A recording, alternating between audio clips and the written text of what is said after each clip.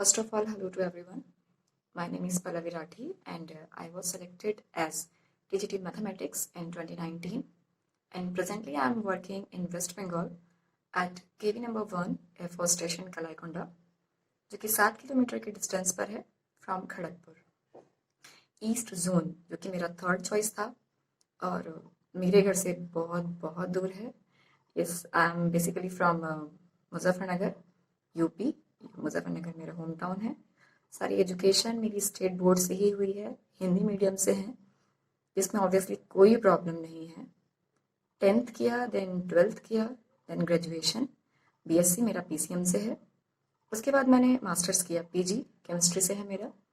और along with जब मैं पीजी कर रही थी तो फिर मैंने उस ड्यूरिंग ट्यूशन्स भी कंटिन्यू किए हैं। ट्यूशन दिया मैंने बच्चों को घर पर। उसके बाद मैंने बीएड किया। जब बीएड किया और फिर बीएड के बाद आपको लगा कि अब टीचिंग से रिलेटेड एग्जाम्स या फिर और भी कॉम्पिटिटिव एग्जाम्स के प्रिपरेशन आप कर लेनी चाहिए क्योंकि बहुत देर हो चुकी है। तो फिर जब आपने देखा तो एक चीज़ जो मुझे उस टाइम रियलाइज़ हुई ये कि मैंने बहुत बड़ा टाइम ड्यूरिंग माय मास्टर्स जो मैंने ट्यूशन्स में वेस्ट किया वो मुझे खुद के लिए यूटिलाइज करना चाहिए था। उस टाइम मुझे ट्यूशन्स नहीं पढ़ाकर अपने लिए कुछ और करना चाहिए, अपने लिए पढ़ना चाहिए था, जिसकी हेल्प मुझे आगे मिलती, मतलब मेरे लिए अच्छा होता। लेकिन जब फिर एग्जाम्स के लिए प्रिपरेशन करना स्टार्ट किया तो सबसे पहले आप देखते हैं कि प्रीवियस ईयर में क्वेश्चंस कैसे आते हैं, किस पोर्शन का कितना वेटेज होता है, ये सब आप चेक करते हैं। तो मैंने भी जैसे फिर अपने ये सी टेट स्टेट के जो टेट एग्जाम्स होते हैं, टीचिंग के एग्जाम्स होते हैं, या फिर बैंकिंग का भी, बैंकिंग तो मैंने खैर बाद में देखा, लेकिन उससे पहले जब मैंने ये स्टेट के एग्जाम्स के का पैटर्न देखा तो मुझे एक चीज़ जो रियलाइज़ हुई वो ये कि मुझे मैथ साइंस ज़्यादा पढ़ने की ज़रूरत नहीं पड़ेगी, क्योंकि मैं ट्यूशन्स में इतना ये सब कुछ कर चुकी थी। तो मेरे लिए बहुत इजी तो नहीं कहेंगे, लेकिन इतना कि आप एक बार गो थ्रू करेंगे तो हो जाएगा इजीली, कोई बहुत बड़ा प्रॉब्लम नहीं होने वाला था।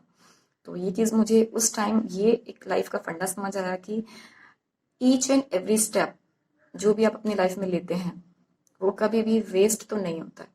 वो डायरेक्टली इनडायरेक्टली आपको किसी न किसी तरह से सपोर्ट करता है, आपके लिए एक पॉजिटिव इम्पैक्ट लेके आता है। यूजलेस कभी भी नहीं होता, फ्यूटाइल नहीं होता है। आपको डेफिनेटली वो किसी न किसी तरह से हमेशा आपके लिए एक अच्छा ही रहता है। तो अल्टीमेटली ये रहा कि इट्स नेवर टू लेट। ये उनके लिए है जिनको लगता है कि शायद हमने टाइम वेस्ट कर दिया है। नहीं, कभी भी आप स्टार्ट कर सकते हैं, इट्स नेवर टू लेट। ठीक है, तो ओके, मैंने जैसे एग्जाम आया फिर अगस्त में हमारे पास, यस अगस्त में ही हमारे पास केवी का फॉर्म आए थे। फॉर्म फिल किया और उस टाइम गोल्डन अपॉर्चुनिटी था स्पेशली फॉर बीएड होल्डर्स कि वो भी पीआरटी के लिए अप्लाई कर सकते हैं। तो मैंने भी पीआरटी और टीजीटी दोनों के लिए अप्लाई किया और दोनों में मेरा सिलेक्शन हो गया था। पीआरटी में मेरे रिटर्न में मार्क्स थे 104 और इंटरव्यू में मेरे मार्क्स थे 45 और टोटल मेरा ओवरऑल जो रैंक था वो था 888 और टीजीटी में मेरे रिटर्न में मार्क्स थे एग्जैक्टली 90 और इंटरव्यू में मेरे मार्क्स थे 48 और ओवरऑल मेरा जो टीजीटी मैथ्स में रैंक था वो था 175। पीआरटी के लिए मुझे कोटा राजस्थान मिला था और टीजीटी के लिए वेस्ट बंगाल, जिसमें कि मैंने टीजीटी चुना ओवर पीआरटी। ठीक है, तो एग्ज़ाम शुरू हुआ, मतलब फॉर्म फिल किया, फिर अब आती है प्रिपरेशन की बारी। अब देखते हैं क्या क्या आता है एग्ज़ाम में। तो हमारे पास 40 मार्क्स का आपको पता है करंट अफेयर एंड जीएस आता है, 40 का हमारे पास चाइल्ड साइकोलॉजी एंड पेडागोजी आता है और जो 40 का हमारे पास आता है वो होता है एप्टीट्यूड। ये हमारे मेन 3 पोर्शन होते हैं, बाकी Hindi English and computer knowledge होता है आपका। तो 10 नंबर का हिंदी इंग्लिश होता है, तो वो बहुत ज़्यादा, ऐसा नहीं कि आप छोड़ सकते हो, लेकिन मेन जो होता है ये 40 मार्क्स का। ओके, तो first of all current affairs लेते हैं। करंट अफेयर और जीएस के लिए हमेशा से ही मैं न्यूज़पेपर को प्रेफर करती हूँ और मैंने अब तक भी हो तो यहाँ पर आके अब थोड़ा सा हम डिटैच हो गए हैं न्यूज़पेपर से, टाइम नहीं मिल पाता थोड़ा सा, अदरवाइज हमेशा से मेरा प्रेफरेंस न्यूज़पेपर रहा है। उसके बाद एक न्यूज़ एंड इवेंट करके मैगजीन आती थी, अभी भी आती होगी, तो वो मैं उसको मंथली पढ़ती थी। तो करंट बहुत ज़्यादा होता है लेकिन बहुत ज़्यादा हम इससे कवर कर सकते हैं मंथली पढ़ के। तो मेरा करंट अफेयर मुझे वहां से हुआ। ठीक, नेक्स्ट आपके पास आता है एप्टीट्यूड। पहले एप्टीट्यूड ले लेते हैं। एप्टीट्यूड के लिए मैंने केवी के प्रिपरेशन के लिए कोई पर्टिकुलर बुक नहीं ली है। एप्टीट्यूड के लिए देखो उसमें रीजनिंग बहुत अच्छा खासा होता है, मतलब अच्छे लेवल का होता है, कुछ कुछ बैंकिंग जैसा होता है, आपको पजल टाइप क्वेश्चंस मिल जाते हैं बनाने के लिए। तो वो मैंने बाय प्रैक्टिस, आपको कंटेंट ऑनलाइन बहुत मिल जाएगा, प्रीवियस से उठा लीजिए, बहुत सारा कंटेंट इजीली अवेलेबल है, वहाँ से आप लेके उसकी प्रैक्टिस कीजिए, मैंने भी वहीं से की है। और दूसरा जीएस में आप यस एनसीईआरटी, आप एनसीईआरटी नहीं छोड़ सकते हैं, इतना बेस्ट पोर्शन एनसीईआरटी में मिलता है, मतलब अच्छा बिल्कुल। एनसीईआरटी आप पढ़ लेंगे ना 2 से 3 बार, तो आपको लगेगा कि ये सीटेट यूपेटेट तो आप इजीली कवर कर सकते हो, इसमें कोई प्रॉब्लम नहीं है, इजीली। ठीक है, तो एनसीईआरटी का साथ कभी नहीं होना चाहिए, एनसीईआरटी भगवान है कॉम्पिटिटर्स के लिए। ठीक है, तो ओके, वहां से हमने जीएस हो गया, करंट अफेयर हो गया, चाइल्ड एप्टीट्यूड के लिए बताया मैंने आपको, कंटेंट ले लीजिए ऑनलाइन से और उसकी प्रैक्टिस कीजिए। नेक्स्ट हमारे पास आता है एप्टीट्यूड। नेक्स्ट हमारे पास है child psychology and pedagogy. Okay, इसमें क्या है, बहुत अच्छा है, देखो बहुत ही इंटरेस्टिंग पोर्शन है। अगर आप लगता है थोड़ा सा बोर है, लेकिन जब इसको पढ़ना शुरू करोगे बहुत इंटरेस्टिंग है, बहुत मजा आता है पढ़ के। और क्वेश्चंस को, क्योंकि एट दैट मोमेंट किस सिचुएशन में आप किस क्या पर्सपेक्टिव है आपका उस सिचुएशन पे, वो इस चीज में मैटर करता है। क्वेश्चंस आप करोगे तो आप पढ़ोगे ना, तो इंटरेस्ट उसमें खुद से आ जाएगा, खुद से आपका डेवलप होगा इंटरेस्ट, और बहुत इंटरेस्टिंग होता है चाइल्ड साइकोलॉजी एंड पैडागोजी।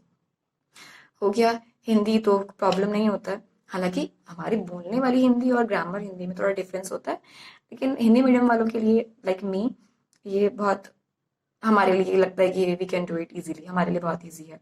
अब बारी आती है इंग्लिश की। 10 नंबर की इंग्लिश होती है, लेकिन वो 10 नंबर फ्री के नहीं होता है, और मतलब ऐसा नहीं है कि आप उसको छोड़ के काम कर सकते हो। 10 नंबर छोड़ो, एक एक नंबर बहुत मैटर करता है, तो इंग्लिश से आप पीछे नहीं छुड़ा सकते हैं, सोसाइटी की रीत है ये। हमारे आपको पता ही है, इंग्लिश वाला यहाँ और हिंदी वाला यहाँ, दोनों में बहुत डिफरेंस है, सोसाइटी बहुत बायस्ड है हिंदी मीडियम और इंग्लिश मीडियम के लिए, और जिसका फ्लुएंसी बेस्ट है इंग्लिश में, उससे तो आप किसी भी तरह से कम्पीट नहीं कर सकते हैं सोसाइटी के अकॉर्डिंग, मतलब वो हमेशा सुपीरियर रहता है। तो इंग्लिश फ्लुएंसी तो यहाँ छोड़ ही दीजिए, लेकिन ग्रामर आपको लेके चलना पड़ेगा, बहुत सारा पोर्शन आपको ग्रामर से इजीली हो जाएगा। तो देखो, जो आपका वीकनेस है उसको आप छोड़ दोगे तो फिर तो वो बिल्कुल ही गई भैंस पानी है, फिर तो आप नहीं चल सकते। जो आपको पता है आपका वीकनेस है, तो उस पर तो आपको काम करना पड़ेगा, एटलीस्ट इतना तो करना पड़ेगा कि 50% तो आप कर लो, आप बिल्कुल नहीं छोड़ सकते हैं। तो इंग्लिश भी बाय प्रैक्टिस बहुत इजीली हो जाता है, करोगे तो डेफिनेटली बहुत प्रॉब्लम नहीं होता है इंग्लिश में। ठीक है, इंग्लिश सारा पोर्शन हमारा हो गया। उसके लिए ठीक है, इंटरव्यू आप रिटर्न आपने किया, रिटर्न हो गया, रिटर्न के बाद तो आधी ही जंग थी, रिटर्न तक तो आधी थी, अब शुरू होती है मेन वाली जंग, इंटरव्यू, जो कि केक वॉक तो बिल्कुल नहीं है, बहुत मुश्किल होता है। स्पेशली लाइक मी, मैं बहुत ज़्यादा कंजर्वेटिव हूँ, तो अपनी बात को आप दूसरों के सामने कैसे एक्सप्रेस करोगे, कर भी पाओगे कि नहीं, नर्वसनेस, बहुत सारी चीज़ होती हैं, बहुत सारे फैक्टर्स होते हैं जो कि आपको अंदर ही अंदर डराते हैं कि कैसे करेगी, हो पाएगा या नहीं होगा, कभी बोला तो है नहीं, 10 लोगों के सामने वहाँ पे क्या पूछेंगे, बेइज्जती तो नहीं लगेगी, बहुत सारे पॉइंट्स होते हैं। तो उस सिचुएशन में आपको कोई ऐसा गाइड करने वाला ज़रूर चाहिए। देखो अल्टीमेटली रिटर्न आपने किया है, चीटिंग वीटिंग से तो नहीं किया है, रिटर्न आपने किया है, इंटरव्यू भी आपको ही देना है। कोई आपको कितना भी मोटिवेट कर ले, कितना भी कुछ कर ले, लेकिन अल्टीमेटली वहीं आपको जाना है। लेकिन वहां तक पहुंचने से पहले जो आपका सफर रहा है, जो आपको एक पॉजिटिव एनर्जी मिली है, किससे मिली है, क्या मिली, वो बहुत जरूरी है। मेरे लिए ये जो मेंटोर का काम किया है, जो मेरे मेंटोर रहे हैं, वो अंकित सर रहे हैं, जोरावर क्लासेस। ये नाम ही इतना खुद में अट्रैक्टिव है कि मन करता है मतलब कुछ जानने का क्या है। तो मैं इंटरव्यू जैसे रिटन एग्जाम में होता है, उसके बाद तो यूट्यूब पे बाहर लग जाती है, झड़ी लग जाती है, एक्सपेक्टेड कट ऑफ एंड ये वो कैसे प्रिपरेशन करना है इंटरव्यू का, ये सब कुछ। तो मैंने जोरावर क्लासेस को चूज़ किया। उसके बाद मैं सर के कांटेक्ट में आई, सर ने मुझे बहुत अच्छे से गाइड किया, कैसे करना है, क्या करना है, step by step everything he told me, सब कुछ उन्होंने मुझे बताया कि नर्वस नहीं होना। देखो ये चीज़ आपको शायद लाइफ में बहुत सारे लोग बोलते हैं, और ये आपके लिए एक पॉजिटिव भी होता है। आप इतने सारे को compete करके आए हो, बहुत सारे लोग एग्जाम देते हैं, और आप उनमें से बहुत सबको compete करके यहाँ खड़े हो, तो अगर आप यहाँ हो तो डेफिनेटली आप किसी न किसी वे में उनसे स्पेशल हो, और आगे भी आप बस एक स्टेप ही तो लेना है, इंटरव्यू ही तो है, उसके बाद आप वाकई सुपीरियर हो।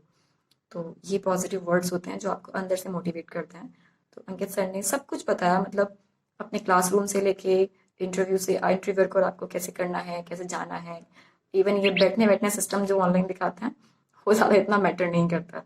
ठीक है, तो उन्होंने अच्छे से बताया, उनका क्लास जो टीचिंग होता है मेथड वो एक्सीलेंट है, मतलब पीआरटी में उन्होंने मुझे मुझे वो बहुत अच्छा लगा। तो टीजीटी का हम मेरे डिस्कस कर रहे हूँ। तो टीजीटी में मैंने हुआ सर के सपोर्ट से चलो वहाँ तक पहुँच गए। उसके बाद थोड़ा नर्वस थे क्योंकि फर्स्ट टाइम हम लोग इंटरव्यू किसी को फेस कर रहे थे इस तरह से, इंटरव्यू में फर्स्ट टाइम था। वहाँ जाने के बाद जैसे मेरे डॉक्यूमेंट वेरिफिकेशन के लिए जो सर बैठे हुए थे, उन्होंने देखा और नाम लिया मेरा बहुत सरकास्टिकली, लाइक पल्लवी राठी। तो मैंने बोला जी सर, कि कहाँ से है। जस्ट उनका रिप्लाई था कहाँ से है। तो मैंने बोला सर मुजफ्फरनगर। तो उन्होंने बोला नहीं, मुजफ्फरनगर मराठी जाट कहाँ उतरा, ये हरियाणा में होता है। तो मैंने कहा नहीं सर, मैंने उनको बताया थोड़ा सा। फिर चल ठीक है, क्यों घबरा रही है, सब कुछ ठीक हो जाएगा, डोंट वरी, इंटरव्यू तो है, इतने टेंशन नहीं लेते हैं। और भी जितने भी वहाँ पे हम लोग थे सबको वो यही बात बोल रहे थे, और थोड़ा सा एक पॉजिटिव एनवायरनमेंट देने की कोशिश कर रहे थे कि ताकि हम लोग डरे नहीं और अच्छे से रहें, क्योंकि नर्वसनेस वेरी कॉमन, बहुत ज़्यादा। ठीक है, ओके। फिर मेरा टर्न आया। वो सर जो मुझे बुलाने के लिए आए बाहर से कि मैम नेक्स्ट आपका टर्न है। मैं गेट के बाहर खड़ी हुई थी तो उन सर ने ही मुझे बोला कि अब क्यों इतना नर्वस हो रहे हो, और सिर्फ एक बात ध्यान रखो, तो वो जो अंदर बैठे हैं उनको कुछ नहीं आता है, आप उनसे बहुत सुपीरियर हो, मतलब आप सब कुछ जानते हुए कुछ नहीं आता है। और बी कॉन्फिडेंट, अच्छे से रहो, और हमारे विशेष आपके साथ हैं। हम विश करते हैं कि आप हमारे स्कूल में टीचर बन के आओ। तो उन्होंने, उनकी बातें भी काफ़ी अच्छी लगी और हंसी चेहरे पे आई कि हाँ डोंट वरी, सब ठीक होगा।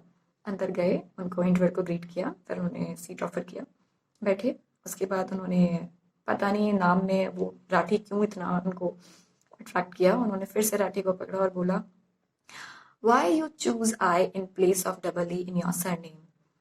तो मैंने उनको रिप्लाई किया both are same, I double E. तो उन्होंने कहा ओके ठीक है। फिर मेरी ग्रेजुएशन में और एट दैट टाइम प्रेजेंट उस टाइम की में काफ़ी डिफरेंस था। तो उन्होंने मुझसे पूछा कि कितना गैप क्यों है भाई ग्रेजुएशन में और अब में, कितने टाइम किया गया। क्योंकि मैंने अपना मास्टर्स मेंशन नहीं किया था, तो मैंने उनको बताया सर मैंने इसमें मास्टर्स किया है, और फिर मैंने कॉम्पिटिटिव एग्जाम्स की प्रिपरेशन की और ट्यूशन्स भी दी हैं साथ साथ। फिर उन्होंने पूछा किस किस क्लास तक को ट्यूशन दिए हैं, देन मैंने बताया उन्हें सब कुछ। फिर उनका जो नेक्स्ट क्वेश्चन था वो था सेट थ्योरी। उन्होंने मुझसे सेट थ्योरी पूछा, जो कि मुझे बहुत अच्छे से नहीं आता था। फिर मैंने उन्हें थोड़ा सा कोशिश की बताने की, लेकिन फिर मैं नहीं कर पाई। तो मैंने उन्हें क्लियरली बोला सर मैं मुझे नहीं आता है। फिर उन्होंने कहा चलो ठीक है। फिर दूसरे वाले सर जो थे उन्होंने मुझे बोला चलिए ठीक है आप बोर्ड पर जाइए। और जैसे ही मैं बोर्ड पे जा रही थी तो उन्होंने पीछे से बोला कि डेट वेट मत मेंशन कीजिएगा, डायरेक्टली बोर्ड यूज़ कीजिएगा। तो ओके मैं गई, उन्होंने मुझसे पूछा कि okay what is the difference between quadratic polynomial and quadratic equation, और थोड़ा लिख कर एक्सप्लेन कीजिए और क्या क्या टर्म्स होते हैं वो सब बताइए। तो मैंने वो किया बोर्ड पर। उसके बाद उन्होंने थर्ड में मुझसे, एक जो दूसरे थे उन्होंने मुझसे 3 एल्जेब्रिक आइडेंटिटीज लिखाई। और उसके बाद फाइनली एक जो मेन मुझे लगता है मेन पोर्शन था, उन्होंने मुझसे पूरा नंबर सिस्टम का, real number, natural number, whole number, rational, irrational, इन सबको डायग्रामेटिकली एक्सप्लेन करने के लिए बोला, और मैंने कंप्लीट उनको एक्सप्लेन किया। उसके बाद उन्होंने कहा, फिर मेरी हॉबीज़ में ट्रैवलिंग था, उन्होंने ट्रैवलिंग का पूछा कि कहीं जाओगे तो कोई प्रॉब्लम तो नहीं है, कीवी का आपको पता है ट्रांसफ़र दूर होते हैं, आपको पोस्टिंग भी दूर दूर मिलती है। I said okay no problem. Then उन्होंने कहा okay now you can go now. तो इतना मेरा इंटरव्यू था, काफ़ी अच्छा था लेकिन थोड़ा नर्वस था। पीआरटी का मेरा बहुत बेस्ट इंटरव्यू हुआ था, इसमें मार्क्स मेरे 45 हैं और टीजीटी में 48 हैं।